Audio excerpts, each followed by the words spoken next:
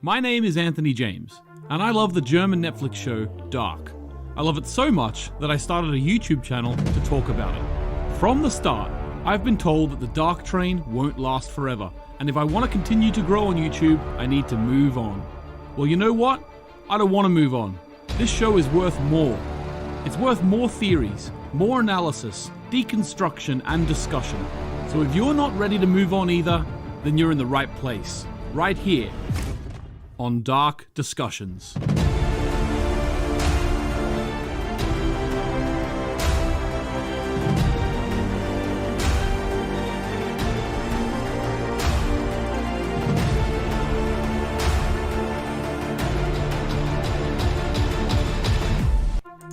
Hello.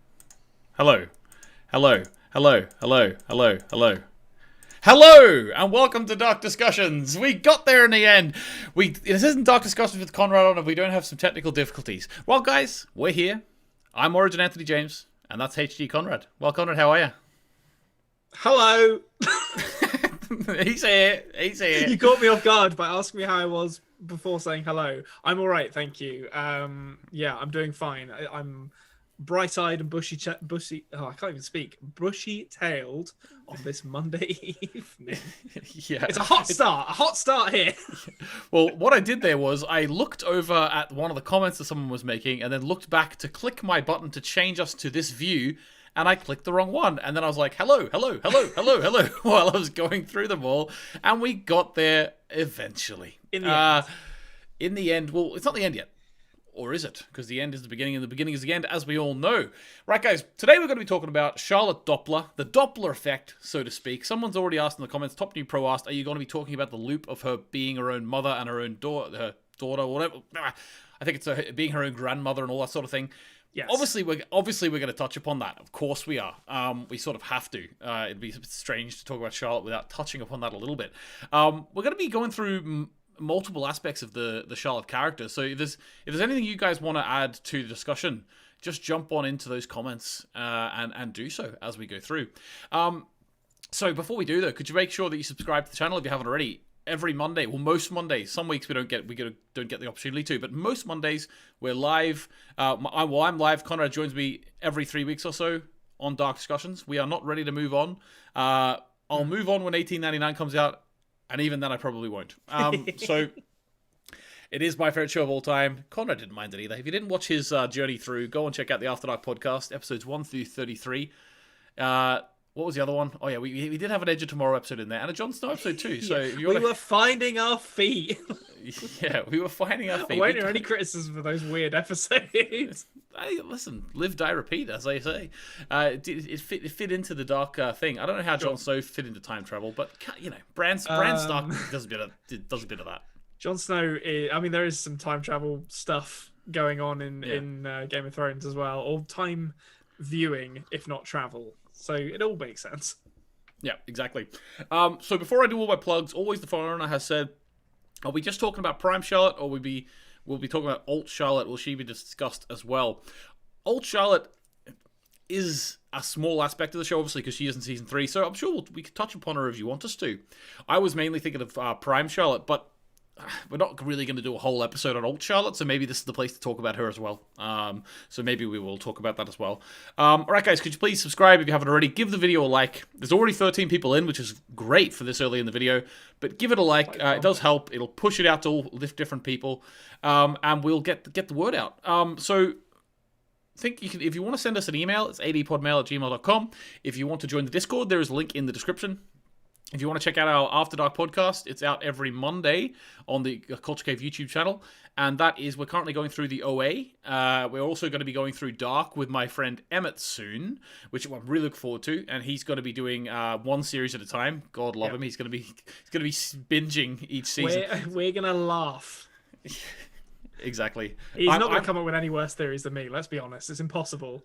Yeah, I'm actually really looking forward to having discussions with you and him around like what's better, binging it or watching it week by week. It's going to be interesting to see.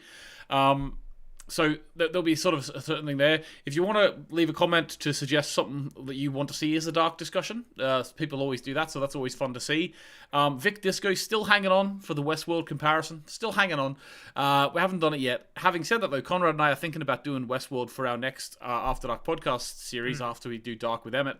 So potentially, Vic, there could be a lot of crossover there. You never know. You never know. Yep. All right. Okay. What do you think, Konrad? Do you want to get into it then? Yeah, let's do it.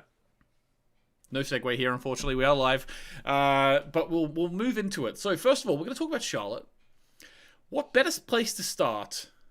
Or actually, we'll start with the weird fuckery of her like her family tree, if you will. Yeah. So as we found out at the end of season 2, she is her own grandmother, and her daughter is her mother. So her own existence is like a circle. It's like a cycle, if you will. Right. So first of all, I suppose, what do you think about the fact that Dark included that amount of fuckery in the show? I think, although I kind of predicted it, I kind of did so as a joke initially.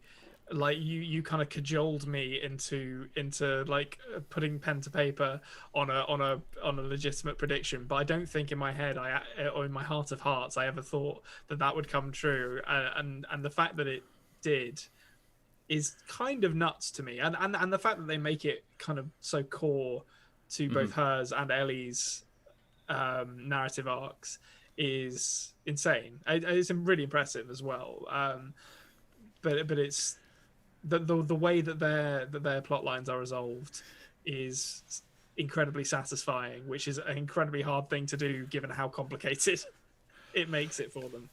And I agree with you. And what I find really interesting about it is there's a lot of talk about what was planned for the original story and what they changed, because they did change a few things after season 1. And the question I have is, was that planned from the start? Now, I know you picked it up on it, like, Ellie kissing Charlotte's head as if Ellie was the mother. Yeah. And that seems like it was put in there as a very subtle clue, which you picked up on. But could it be the case that actually they weren't planning on doing that in the first place, and they realized that they could do that? I mean, you see stuff like that in loads of TV shows where it's just like an indication that, the child has a slightly more dominant position in the family dynamic. So, like, if that's happened in literally, dozens of other things that I've seen, and in none of them has the end result of it been, they're stuck in a time loop and she's her own grandmother. So, yeah. So I don't know. I don't know if I would believe them if they said that they had it planned from the start. I think. Oh, really? Okay. I think, I don't know. They've earned a lot of leeway to claim things with how well written the show is, but I don't know, with that one I think maybe they threw it in there as a little thing that they thought, maybe we'll do something with this, and then expanded on it once the opportunity presented itself. Gotcha. Funky Monkey, nice to have you here, comes through. Question for both: who came first, Charlotte or Ellie? The chicken or the chicken? Yeah, it's an impossible. I was going to make a disgusting joke then, but I'm not going to do it. This is a family-friendly show, but yeah, it's impossible to say. It was going to be about Noah. Yeah.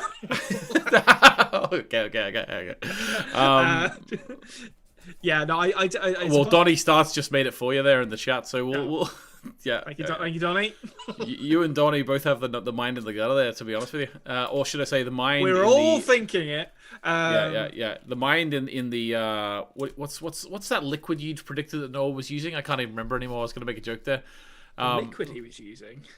Yeah, you predicted that he had the black liquid was some sort of de-aging. I don't know, it was some crazy theory of yours. Never mind. The prima materia stuff. Yeah, I was going to say, in the gutter of prima materia. A little bit of a callback for there, Konrad. Very seamless, straight out of my brain. Straight off the dome piece. Straight off the dome piece there. Yeah, but I'll say, to be honest with you, like, I don't know if did I talk about this on the After Dark podcast when we were going through it? I'm not sure. That whole chicken and the egg thing, right? Let's get into this. Chicken and the egg, which came first? I always thought that was a bit of a strange question, because it is the question, did the chicken or the egg come first? Well, clearly the egg did because eggs existed before chickens. But when we talk about the chicken egg, right? Here's my question to you: if you're thinking like of an evolution of a chicken, right? At some point, there was a bird like hatched out of an egg that was the first ever chicken, right? At some point in the evolutionary change, what we call a chicken now, there was a chicken. At some point, it wasn't a chicken, and now it is a chicken. Now, it probably, I think chickens we call chickens are actually, weren't they like completely domesticated or like, farmed by humans and changed in that way? I don't know. But let's just say that that was the first ever chicken, right? Now, here's the question to you. The chicken's mother, when the first chicken was born, the chicken's mother, it's not a chicken because the chicken was born was the first chicken. Yeah. So let's call that a non-chicken. Now here's the question: a velociraptor, right? We'll say velociraptor. Sure. So here's That's the question. how the evolutionary trail went. There were velociraptors up until like, I don't know, 1,000 years ago, and then it was chicken.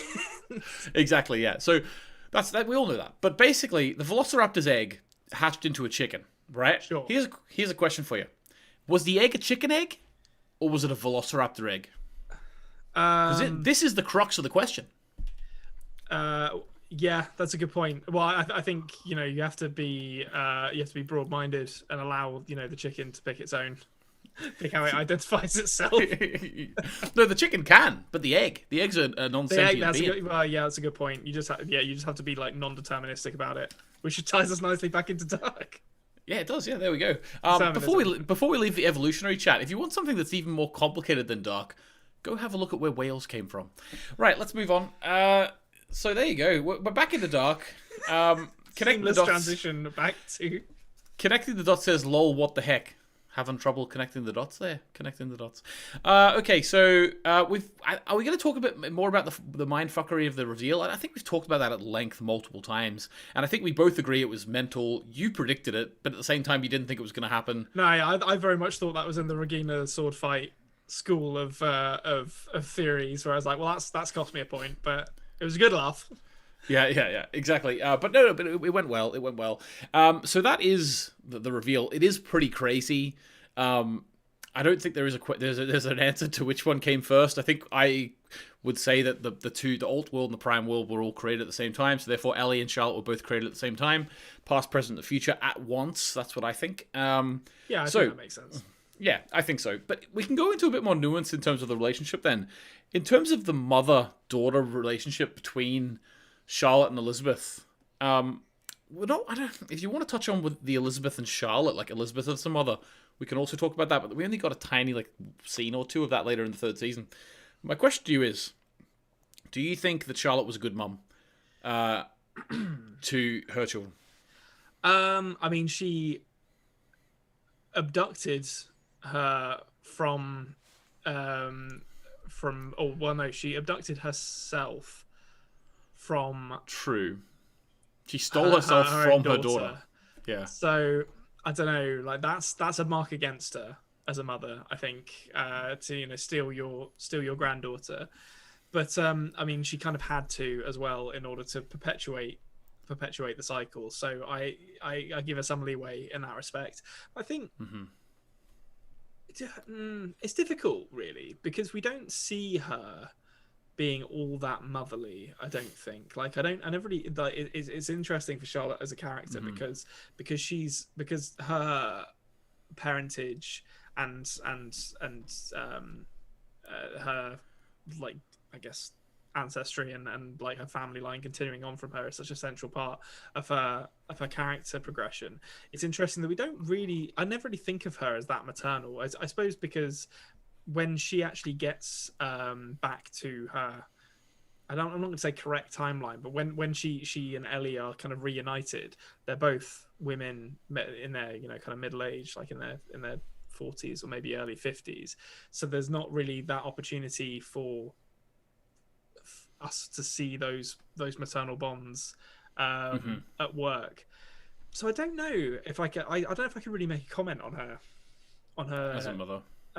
As a mother, I mean, it's obvious that it's there, but her arc kind of ends, or at least Prime Charlotte's arc almost ends for the most part when she's reunited with Ellie. They do the the ceiling of the Sistine Chapel thing that causes across the portal that Yeah. causes the world to end, and then you don't see that much of them in that future for the rest of the show, really.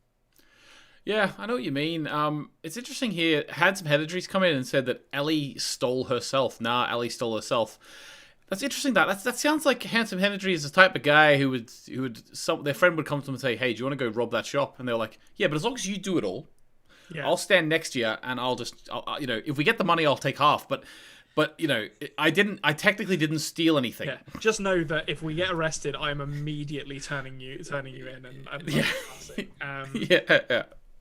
Exactly. But yeah, I know. I think I agree with you. Like, there is a few scenes like I think always foreigners pointing out there, like the scene in the car where she's interrogating. Oh, and I know. I think she's talking about the time she's interrogating Ellie when she comes back from being missing. She's talking about Noah. That is an interesting scene that maybe puts you in.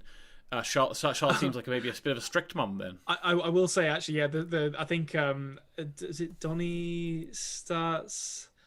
No, I thought I saw someone commenting on it, but the scene in the episode where we first meet Ellie, where they're driving, I think Charlotte is driving Ellie to school, and like Charlotte stops to go and get the footage from the roadside camera, and as soon as she pulls up in the middle of the road, Ellie is like making sure the coast is clear and like looking around. I was like, listen, I don't know if she's a good mum, but those two definitely are on the same wavelength when it comes to crime.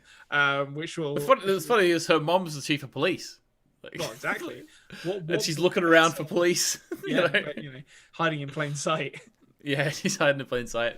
And she sort of tells her off the battle as well. So I really like, even though maybe we can't make a judgment on she's not maybe portrayed as in the most maternal way, I still like the relationship between the two. I think. Oh, absolutely. I think the thing that I like most about their relationship is that as a kind of like old romantic at heart, I've spoken before in Dark about how I really like the occasional little nods to something unexplained and greater than the science of the show. So it's predominantly with Jonas and Marta. There is always and Jonas and Mikkel as well to a certain extent. There is this idea of something else that kind of connects these people across times and across worlds. And I feel like Ellie kissing Charlotte on the head in the kind of motherly way. There's no logical reason why she would be that way, but I feel like that to me is another little kind of nod to something in some kind of like universal power that's like understands that this is this person's mother, even though the chronology of their ages is completely fucked up. Which when you think about that in the context of how the show ends, it just gives me a little glimmer of hope for everything turning out sort of all right for the characters we know and love. Yeah, okay, let's go into a bit more detail there. Because I must be a bit more nihilistic than you, because I don't know, like I like the sort of symbolic link that you make between, and I think it definitely is you're meant to have it because they have the same name. Like, why would they give them the same name? Yeah. But like Marek and Sonya's daughter, Charlotte. Okay. Now, I don't think either of us is going to make the argument that that's genetically the same child. In fact, it can't be, because we all know that Marek and Sonya's child, Charlotte, existed in the Prime and Alt world as well. Yeah. But nothing is done in Dark without a bit of thought. Okay. So yeah. It's interesting. It's interesting that they would call that child Charlotte, and then it's almost like time gave H.G. Tannhaus his granddaughter back, if you know what I mean. Yeah, I think so I'm just trying to remember now. So in the Alt and Prime worlds, does H.G. Tannhaus? Oh, that it's like she dies in the car crash in both of those as well, doesn't she? Yeah. Yeah. So I feel like, but on the night she died, on that very night, is when they brought baby Charlotte from the future. Yes, yeah. So I think I agree with you that Charlotte's existence as a character, I mean, it's not this because there is like a logical reason for why she exists within the family tree, but I think there is something to be said for this idea that like time has kind of replaced H.G. Tannhaus's dead granddaughter with the character of Charlotte, and when things are returned to normal or returned to the correct order, there's something of that character that will live on in H.G. Tannhaus's actual biological granddaughter, although it's obviously not going to grow up to look and talk like Charlotte, but even just it's the same thing with Jonas. It's just that there's a little glimmer of that character in there, and that's all I need.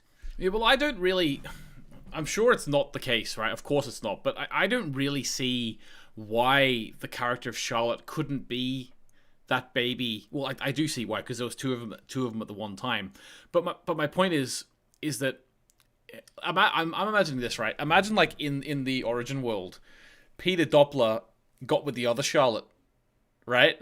Right. And then eventually like left her, and then ended up with Benny, just like in the final scene.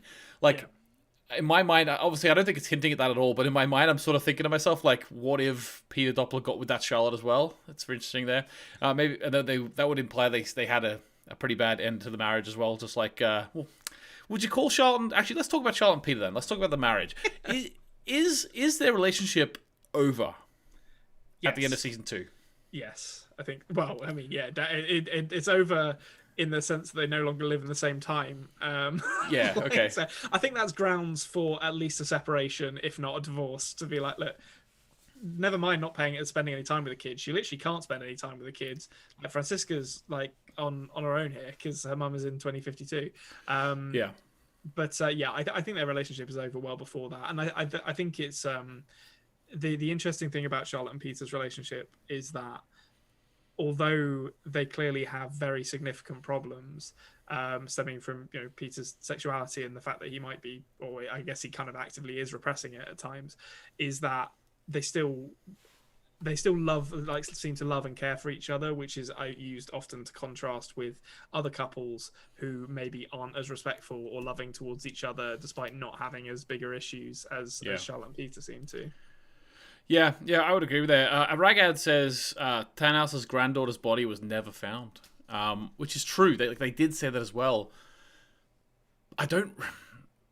In the origin world, maybe you could make an argument that would mean that it's really Charlotte and stuff, but in the Prime and Alt world where the loop of Ellie Charlotte exists, I don't really see how you can make an argument that child that wasn't found in the lake was actually Charlotte. I don't know if Ragad's actually make yeah, it's a red herring. I don't think Ragad's actually making that argument. Because I mean, like that fooled me initially, because that's literally in the scene where Itchy Tannhaus is saying, "Oh, 2 people turned up with a baby the night my son and his wife died, and they never found." I think he says that. Does he say they never found any of their bodies, or it's just no? It was just a baby, But like, yeah, I think that immediately made me think that like these characters working for Adam are going to go and steal his actual biological granddaughter and replace her with Charlotte, which seems like it turned out to be a red herring to me. A bit like the Alt Hannah pregnancy with Ulrich. We worked through that in our many therapy sessions there, Konrad. But all right, so. You say that the marriage is over. I suppose, like, technically not, but at the same time they were sleeping in different rooms. We know that for sure. We know that Peter was cheating on Charlotte. Okay, what about her as a policewoman then? About her as a job? Do you think she was effective? Yes. Yeah, I think she's the best cop the show has, which is not saying much when your competition is Torben Voller, who, to the best of my knowledge, does he do a single thing that like he was crooked? I mean, he was crooked, but like I don't think we see him do anything positive as a police officer. Just drives Clausen around, but I wouldn't maybe. Well, that's like, not really positive though. Yeah, like Clausen is a loose cannon who waves a gun around in interrogation rooms, so he's off. Egon is well-meaning but ineffective a lot of the time, and Ulrich beats a child almost to death, which I'm pretty sure is a crime. So yeah, I would say Charlotte's the best police officer by a pretty long way. Yeah, connect the dots to saying that Clausen's pretty good. I don't know if he is though. I mean, let's be honest with Clausen. Like, he gets fed the answer to his decades long search by the alt girls, and otherwise he would never even started to unpick the mystery of Vinden. And then in the end, he's so driven to try and resolve it that he effectively ends the world. So it wasn't a good day at the office for Clausen. Yeah, let's be honest. Well, actually no, but technically Charlotte touched the portal, so Clausen was just like, Clausen was like handsome head, as you said. Clausen was just there. He was just there, man. Lord Stannis does point out that Clausen does know how to draw an elephant, which say what you want about Clausen, but Well, at the very least, he knows how to look at a number of different angles of an elephant and tell you that it's an elephant. yes, that's true. He can describe a pachyderm like nobody's business. Yeah, yeah. He's yeah. So that actually is. It's maybe swayed me on him. I'm still on Charlotte. Like Charlotte does some gosh darn policing. We see her sleuthing about and investigating things in the old world and in the Prime world as well, for that matter. Well, actually, yeah, but even actually, you think about it in the old world, old Charlotte, when Ulrich's off the table, like when Ulrich is like the chief or whatever, he's predisposed with other stuff. Look how much more effective she was at getting Alexander Tiedemann to talk. Oh yeah, she just like gets it within like one episode. Basically, it's like, "Hi, Alexander, do you want to tell me what's going on with this?" And he's like, "Yeah, absolutely." Yeah, exactly. I'm just waiting for someone to tell me. Yeah. Whereas Ulrich turns out that like years spent bullying people in your hometown doesn't make the population predisposed to telling you things in later life. Yeah, exactly. Handsome Energy says Claudia is the best detective. She's not a detective though. We're talking about actual career. Obviously she's very good at figuring things out, no question at all. But when we're talking about just like Charlotte's attitude towards her career and how good she is at her job, I think that she's the best police person who's portrayed in the show. Yeah. I don't think there's anyone that comes close to her, unless you want to talk about Hannah's dad. Hannah's dad? No, no, Enos's dad. No, it's Enos's dad, isn't it? Of course it is. Yeah, like if you need an abortion, he's the guy to go to. 100%. He knows all the underground. He knows all the underground places to get them. Yep. So he's got a guy. Maybe Vic's in. Vic Disco, nice to see you. And Shelley's in too. Vic says he's on his second cup of coffee already. We all know Vic. By the time Dark Discussions is up, he's on 4 or 5. Yeah, firing on all cylinders. Firing at all cylinders. He's going into work thinking of nothing but Dark. All right, so let me see. Anything interesting else going on a bit here? Caro M says, was Eva's World's Charlotte more competent, or was she just more driven to be the chief of police? Well, the thing is, like, Prime World Charlotte was the chief of police, whereas I've talked before, I think on the After Dark podcast, that old Charlotte didn't actually become chief of police. Ulrich is the chief of police, and therefore it's interesting as well because she wears make now. Again, each to their own. I'm not gonna, but it's the two exact same character given as a dichotomy to each other. So I'm gonna analyze the makeup she wears just because the other one doesn't. That's the only reason I'm doing this. I'm sorry if I disrespect anyone, but basically in my mind, it's kind of feels to me like they're implying that her head isn't actually fully in her job. So I talked about her being able to get Alexander Tiedemann on side, but the idea that she's having the affair with Ulrich and she's like sort of presenting herself more with the makeup on compared to her other self, she's in a happier place potentially because she's in a relationship with Ulrich, whereas in the other world she's in a miserable relationship with Peter. Peter's the one cheating. I don't know. There's something there. I think they very deliberately present Charlotte as more concerned with her appearance than Prime World Charlotte, and my read of that is that it's to show that Prime World Charlotte is completely career driven, maybe because she doesn't have too much else going on in her life at that point, whereas Old World Charlotte has the affair, as you say. I don't think that's necessarily the only thing that's characterizing Old World Charlotte, because when the chips are down, she's perfectly capable of investigating as well and doing a good job of it. But I think that's the distinction, is it maybe to show that Charlotte's attention is somewhat divided at times. Just as a little segue there, you mentioned the chips are down.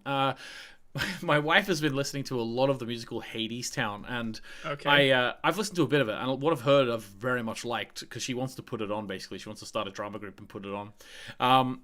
But basically, every time I hear her listening to it, I walk in, and anyone who's listening knows Hadestown, I don't know, but every time I walk in, they're literally singing, "Now that the chips are down," and I'm just thinking, like, is every single line in this musical "Now that the chips are down"? Little Hadestown segue there. Okay, so all right, what have we not talked? We talked about her being a policewoman. We talked about her mother and daughter thing going on. We've talked about her being a wife. What about her relationship with HG?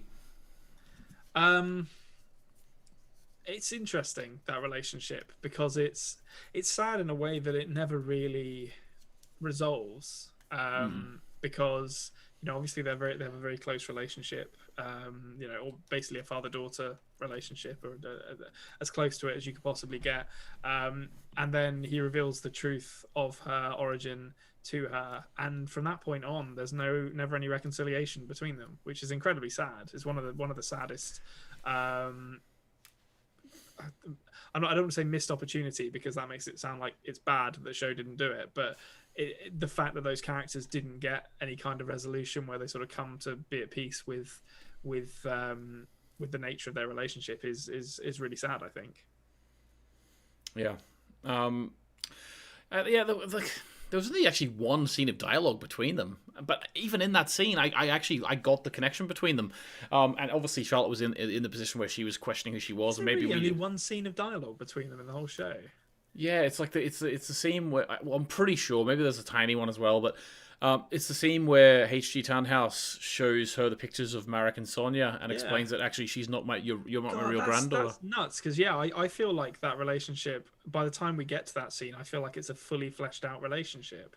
But I guess now that I'm thinking about it, I suppose that's all done with the characters off doing their own thing, talking to other people.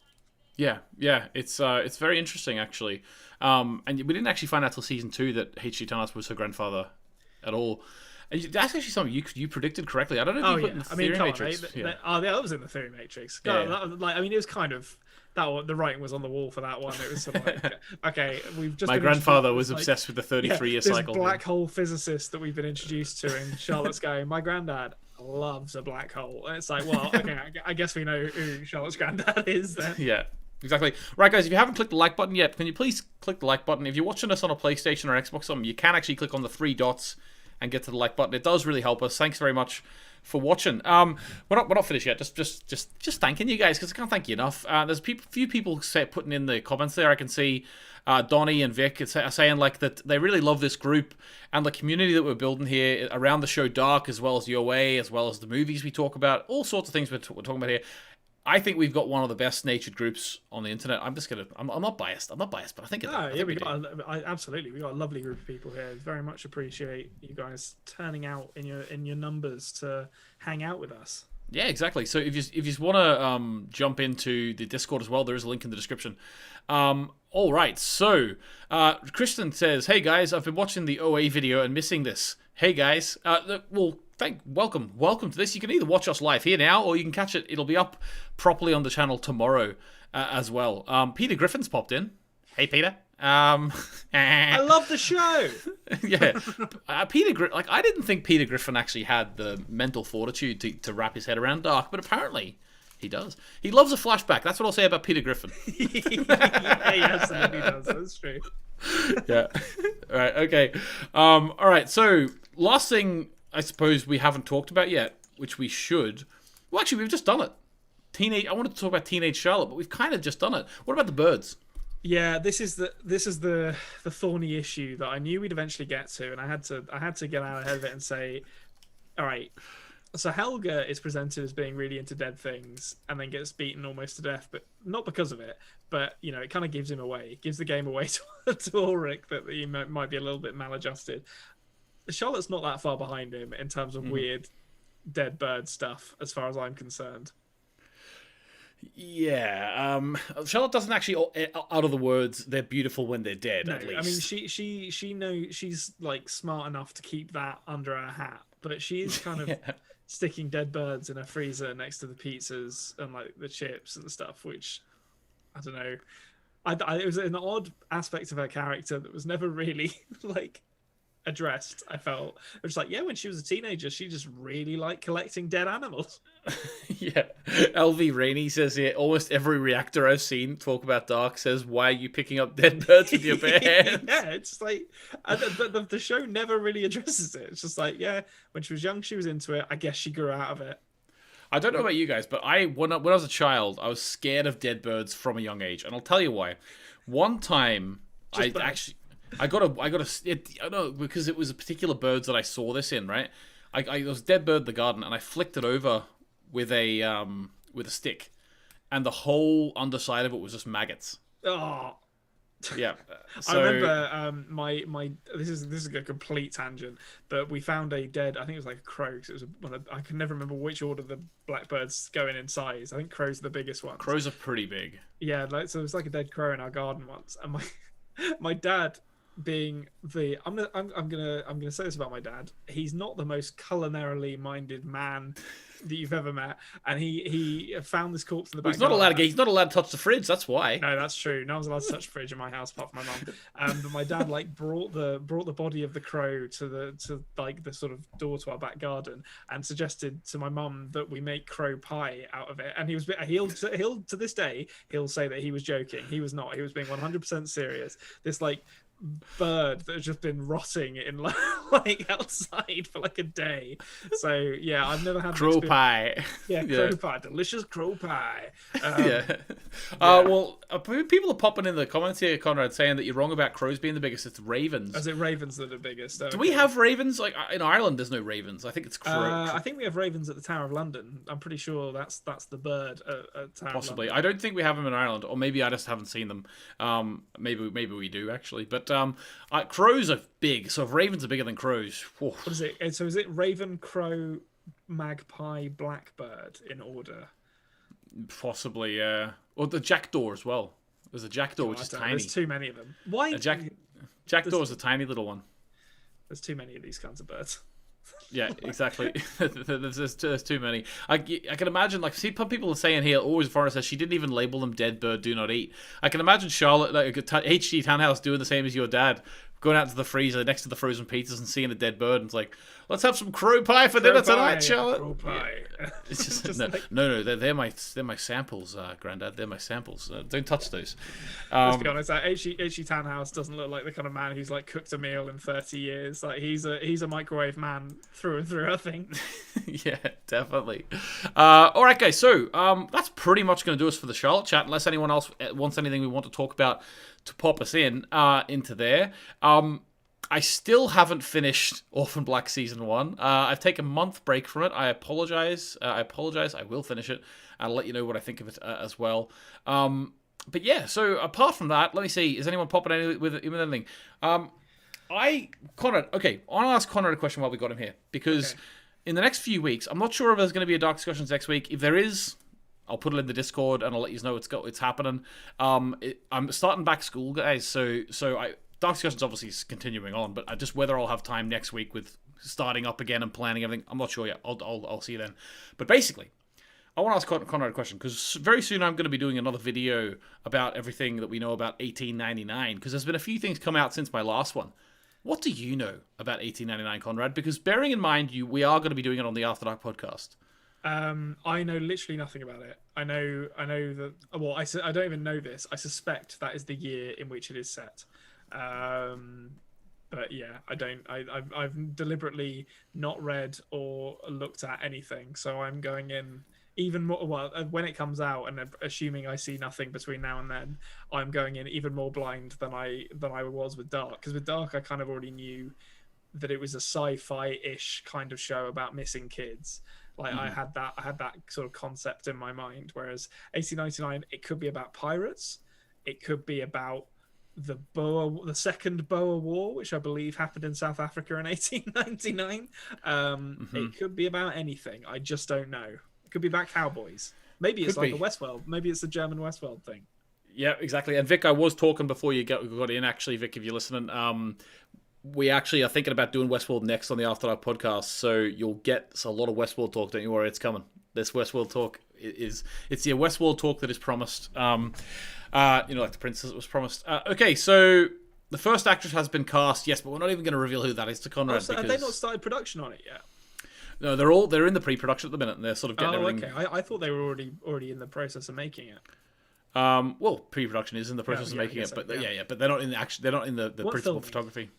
Yeah, they're not filming yet. But don't go to Baron Broder's Instagram is what I'll tell you, because he's putting a lot of stuff on like location scouting, and he's even put up clips from the soundtrack that they've got through and stuff. So yeah, I would which is great actually, because it shows again that they're having the soundtrack be written with the scripts, which is fantastic, because a lot of TV and a lot of film unfortunately, I don't know why this still happens, but a lot of them get a composer after basically the principal photography's done, and I never understood why that happens. It's yeah, I guess it's just like because otherwise you're having to presumably pay them for their time while they're not working as efficiently because they're working to what you're making rather than just sitting down and bashing it out in a couple of weeks. Yeah. This is the point at which you're going to try and sell me down the river on this idea, like you did in Dark, that Ariadne song wasn't written specifically for for the show. Well, let me just say, there's some artist out there making songs about Ariadne. I bet, like the person who wrote Ariadne, that song, the Labyrinth song, Ariadne, they're probably going to write it next week and then travel back in time to put it into the show because it was so good, wasn't it? It was like that. Yeah, I do believe that it wasn't written for the show, but it's so perfect that part of me is just like, come on, something happened there. There was a little backhander that went on there. Like before they started making Dark, Baron Biodome like made a phone call. I was like, listen, a few years time, I'm going to make a show about Ariadne. I'm just saying, get out ahead of this. Get the song out, and then we'll give you a call. Yeah. I could see that happening, 100%. That's how it works, isn't it? That's how it works. But I see here that Marvin says, still haven't decided if or not I'm going to watch Westworld Season 3 now or wait until you guys do it on the podcast. Well, that's the thing. You could actually be an Anthony for the first 2 seasons and then a Konrad for the last season. So is it finished, Westworld, then? No, it's not finished. But I don't think the next season's going to come out till like 2022, though, or maybe late 2021 because of the whole COVID delays. Not sure exactly when it's coming out, but maybe it'll line up nicely. But I think Konrad's seen the first episode or 2. That's all he's seen, really. I know. I've seen Anthony Hopkins and I've seen James Marsden because I'm always keeping track of what my boy Cyclops is up to. He was a terrible Cyclops, but God love him, I'm sticking with him. Actually, he wasn't a bad Cyclops. He got done dirty by that film. But so I really don't know. I don't remember a lot about that movie apart from about that series, apart from Robot Cowboys, basically. Yeah, and I will say, now, before I get accused of putting thoughts in Konrad's head, Konrad is aware that as the seasons go on, Westworld is being less well received. I know it's kind of got, like, I know season 3 apparently it went off the rails a bit, like, so, but Jesse I don't Pinkman. know anything about Jesse it. Pinkman's in that season. I will say this for, like... Not the actual character, I will say. Oh, that would be great. You're goddamn right. And he turns out with, like... Heisenberg turns up. Yeah. I know that's not Jesse Pinkman for anyone. I was implying that. Because Jesse Pinkman's there, Bryan Cranston must come up too. What's his name? Walter White? Is that his name? Yeah, Walter White. Yeah. Walter White shows up as well with like a white hat cowboy. I know a few things about how it was received, but I don't tend to let stuff like that really color my impression too much. To be honest, like I like stuff that has not been well received, and some of the things that I don't like are loved. So yeah, I don't think that'll affect me too much. Right. Okay. Well, guys, thanks very much for joining us. And if you didn't catch the whole thing, there will be the whole video put up. It comes up on Tuesday at some point. I don't know exactly when it comes up. If you haven't popped a like on the video yet, please do that. It does really help us. Share us with your friends if they've seen Dark. Maybe they haven't joined the community yet. They're great to have them. Send us an email at adpodmail@gmail.com if you want to be there.